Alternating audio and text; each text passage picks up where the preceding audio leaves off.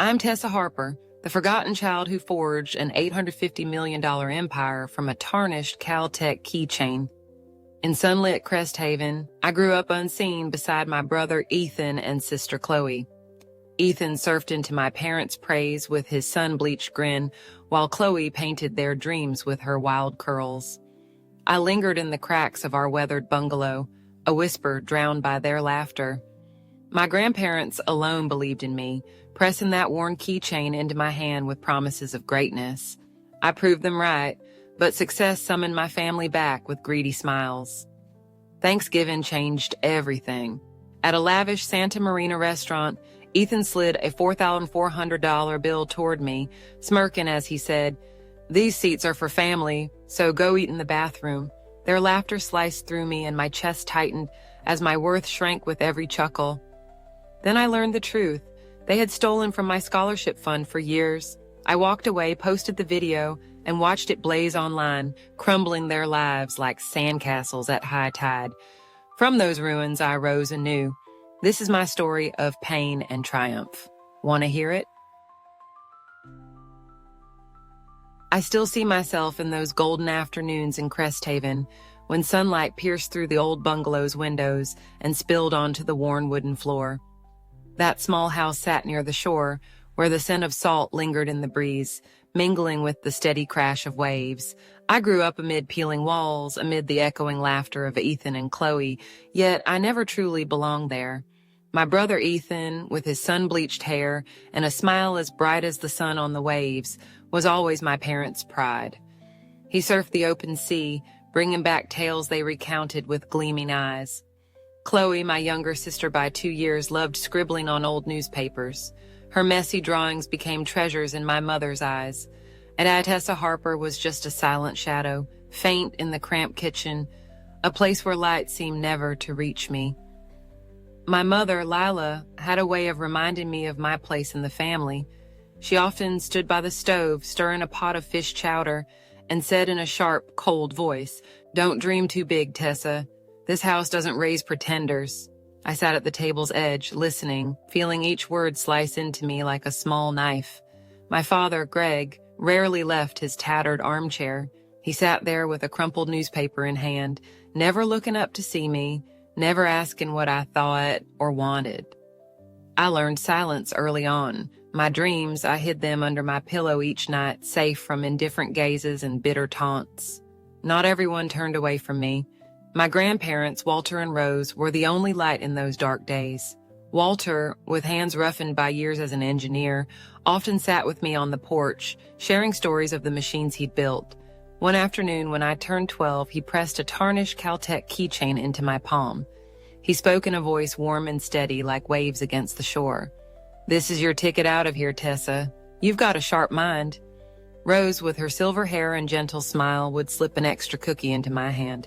She whispered, "Don't let them make you small, my love." Their words took root in me, deeper than the scars my family left behind. I kept that keychain like a treasure, storing it in an old tin box under my bed. Each night, as moonlight slipped through the curtain's gap, I pulled it out, treading its worn edges, and pictured a world where I wasn't the outsider.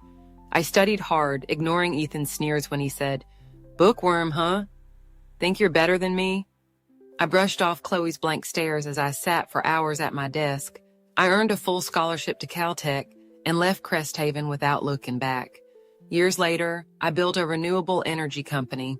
When I signed the deal to sell it for $850 million, I stood in a gleaming office gazing at the city stretching below me. Yet a cold emptiness lingered in my chest. This triumph couldn't fill the years of being forgotten, couldn't erase the loneliness that clung to me like a shadow. Word of my success reached my family through Crest Haven's whispers. Suddenly, my phone brimmed with messages. My mother wrote in an oddly sweet tone, "Tessa, are you well? I miss you." Ethan texted with unfamiliar warmth, "We should catch up, sis. It's been too long." Chloe sent a photo of herself beside a new painting, adding, "You're amazing, Tessa." I read each message, a strange feeling rising within me. I doubted their intentions, knowing they hadn't cared after all those years of neglect. Still, a small part of me, the part that still yearned for love, convinced me to agree when they invited me to Santa Marina for Thanksgiving dinner. I told myself they might have changed, that this time could be different. That night, I stepped into the lavish restaurant with a heart heavy as the ocean's depths. Crystal glasses sparkled under dim chandeliers, the clink of cutlery blending with the distant roar of waves. The air hung thick like a storm brewing offshore, despite the flawless facade. I wore a simple green dress, hair tied high, trying to blend into the opulent scene. My mother sat at the table's head, a forced smile on her face. My father nodded a greeting, his eyes as distant as ever. Ethan, in an expensive shirt, clapped my shoulder like we were old friends. Chloe, holding a glass of wine, flicked a half-smile my way. I sat down, forcing a smile, though I felt like a fish stranded among strangers. The meal passed in shallow chatter. Ethan bragged about his surf shop, his voice thick with pride. Chloe spoke of her upcoming exhibit, her eyes lighting up as my mother nodded approval. My father listened, tossing in brief remarks. I stayed quiet, waiting for a moment when they'd ask about me, about the years I'd fought alone to reach this point. That moment never came. Then, as the waiter brought the bill, Ethan slid it toward me. I stared at the number, $4,400, and looked up, expecting an explanation. He smirked, his mocking voice cutting through the stillness. "These seats are for family, so go eat in the bathroom." Laughter erupted around the table, sharp as shattering glass. My mother covered her mouth, but her eyes gleamed with delight. My father bowed his head, pretending not to hear. Chloe laughed aloud, her wineglass trembling in her hand. I sat there, hands icy, my heart seeming to stop. I said nothing, unable to speak. But in that moment, the world tilted beneath me and a deep crack split open in my soul. I knew right then that nothing had changed, and perhaps it never would. That laughter still echoes in my ears, sharp and unrelenting, like shards of glass piercing the stillness of the Santa Marina restaurant. I sat there, frozen, my hands pressed cold against the linen tablecloth, my heart sinking like a heavy stone into an endless abyss. Ethan's words replayed in my mind. "These seats are for family, so go eat in the bathroom." And with every chuckle from my mother, every averted glance from my father, and every peal of Chloe's ringing laugh, I felt a fracture splinter through me. The bill rested before me, $4,400 written in elegant ink, a silent command that I cover their extravagance, their scorn.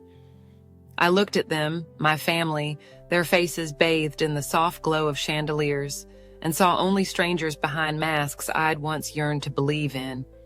I didn't scream, I didn't cry. Instead, I rose, my legs unsteady beneath me, and found my voice, steady despite the tempest swirling inside. "I'm not your bank," I said, my gaze locking with my mother's. She gasped, the sound theatrical and empty, as if I'd wounded her with some unspeakable treason. Chloe shot me a venomous glare and snapped, "You always overreact, Tessa. You're ruining Thanksgiving." Ethan leaned back, smirking, his arms crossed as if this were a game he'd already mastered. "Relax, sis," he said, his tone dripping with mockery. But I was done playing. My silence had shielded me for too long, and now I let it slip away. With trembling hands that barely obeyed me, I pulled my phone from my purse and dialed Marisol, my lawyer. She answered on the second ring, her calm voice a lifeline amid the chaos. "I need you here," I whispered, my words nearly lost in the restaurant's hum. "Now." I ended the call and faced them again, my family, who watched me with a blend of confusion and contempt. My mother muttered something under her breath, her lips tightening in disapproval. My father shifted awkwardly, twisting a napkin in his hands where his newspaper once sat. Ethan raised an eyebrow, amused, and said, "What's this? A big show?" Marisol arrived within minutes, her presence slicing through the tension like a knife. She strode in, heels clicking against the polished floor, a stack of papers cradled in her arms. She offered no smile, no small talk. She placed the documents before me, and I stared at them, my breath catching as the truth unfurled in stark black and white. They weren't just indifferent, they were thieves. For years they'd drained my scholarship fund, the one I'd earned through sleepless nights and unyielding resolve, the one that carried me to Caltech. My mother had signed the withdrawals. My father had approved them. Ethan and Chloe had spent the spoils without a trace of shame. I lifted my eyes to them, my voice quivering yet resolute. "You stole from me." The table fell silent, the laughter extinguished like a candle in a gust. My mother's face blanched, her hand clutching her necklace as if it could protect her. Ethan's smirk faded into a scowl, and he snapped, "That's absurd. You're making this up." Chloe rolled her eyes, her voice thick with sarcasm. "Always the victim, huh?" But the papers didn't lie, and neither did I. I slid them across the table, letting the evidence speak in my stead. My chest ached, not just from the betrayal, but from the dawning truth that they'd never seen me as family, only as a resource to exploit.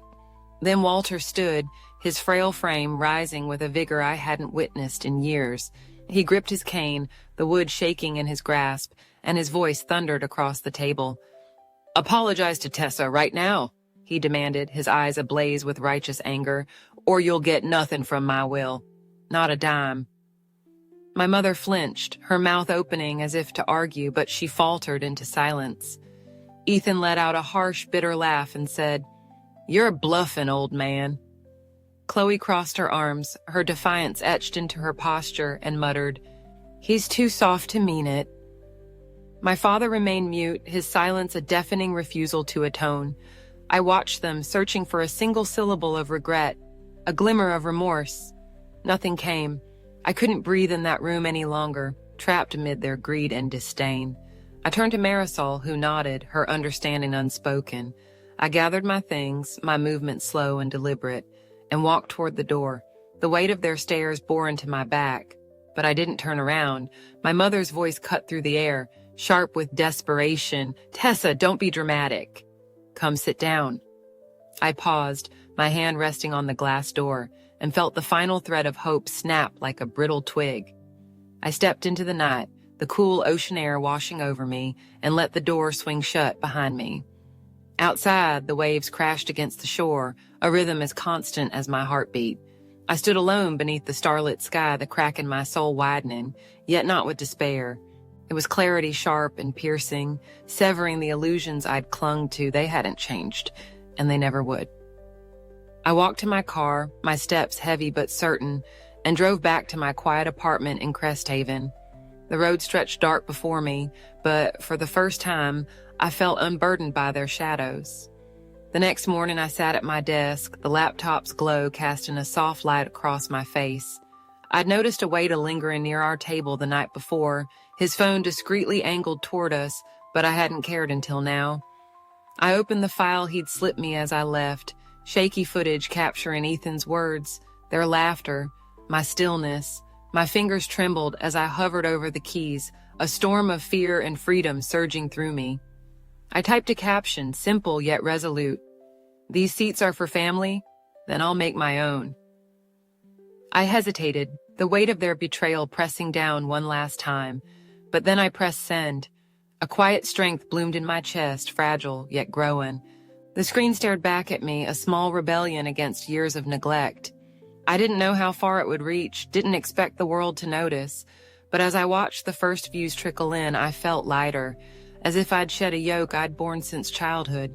I wasn't their bank, their shadow, their scapegoat. I was Tessa Harper, and in that moment, I began to believe I could be enough, not for them, but for myself. The morning after I pressed send, I sat in my Cresthaven apartment, the laptop's faint hum the only sound piercing the stillness. I hadn't slept, my mind tangled in the echoes of the night before, the laughter, the betrayal, the door closing behind me with a final thud. The video lingered on the screen, a shaky testament to my defiance, and as the view count climbed, I felt a tremor of something unfamiliar ripple through me. It wasn't triumph, not yet, but a quiet release, like a wave retreating from the shore after years of relentless crashing. I watched the numbers swell, hundreds turning to thousands, then millions, and with each click, my family's scorn unraveled before a watching world.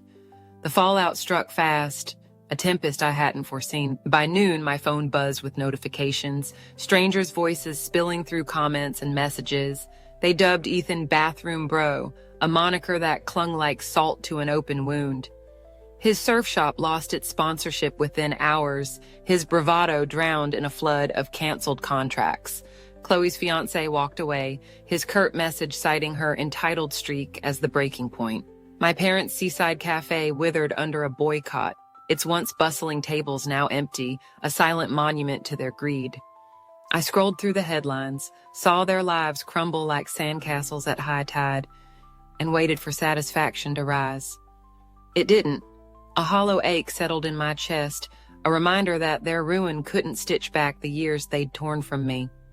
I didn't gloat over their collapse. I silenced my phone, craving stillness amid the storm, and walked to the window. The ocean stretched before me, vast and unyielding, its waves whispering a truth I'd long buried. I hadn't broken us. They had chosen their path, and I had chosen mine. That understanding didn't erase the pain, but it softened its edges, like sea glass worn smooth by time. Then a text from Ethan flashed across the screen. "You've ruined us," it read, blunt and bitter. I stared at it, my thumb hovering over the reply, but the sting I'd once feared never came. I deleted it, untouched by its venom, and turned back to the sea. A fragile hope took root in the wreckage, faint but growing. Days later, I met Julian. It happened at a fundraiser for renewable energy, a cause tied to the company I'd built and sold. He stood across the room, sketching city plans on a napkin, his dark hair falling over his brow as he worked.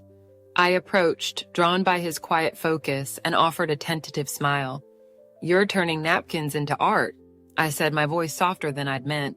He looked up, his eyes warm and steady. "Or into better cities," he replied. "Someone has to dream them up."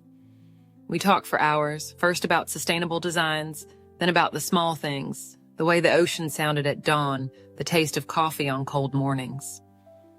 One night, we walked the Crest Haven beach together, his sketches forgotten as he traced constellations in the sky for me.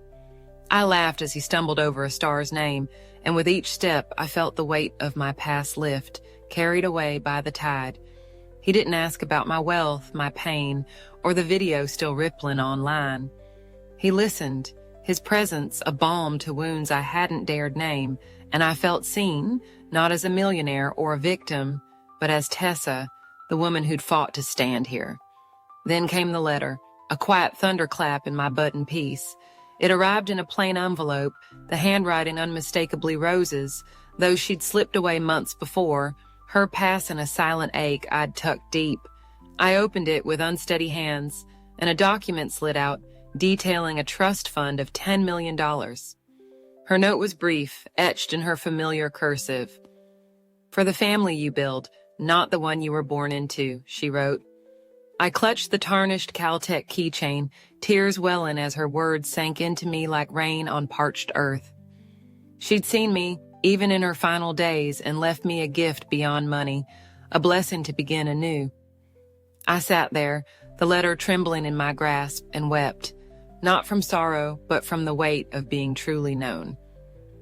I didn't tell Julian about the trust at first. I wanted our bond to grow untainted by figures, rooted in the quiet moments we shared, like that night on the beach. But I used Rose's gift to plant something greater.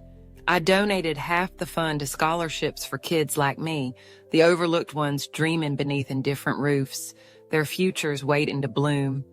The rest I held, a foundation for the life I was starting to see. Months passed, and Julian became my anchor. On a windswept Crest Haven beach, under a sky streaked with dusk, he took my hand and knelt before me. "Marry me, Tessa," he said, his voice steady as the waves. I caught my breath, the wind tugging at my hair. "Yes," I whispered, "I've never been surer." He smiled, pulling me close. "Then let's build something together."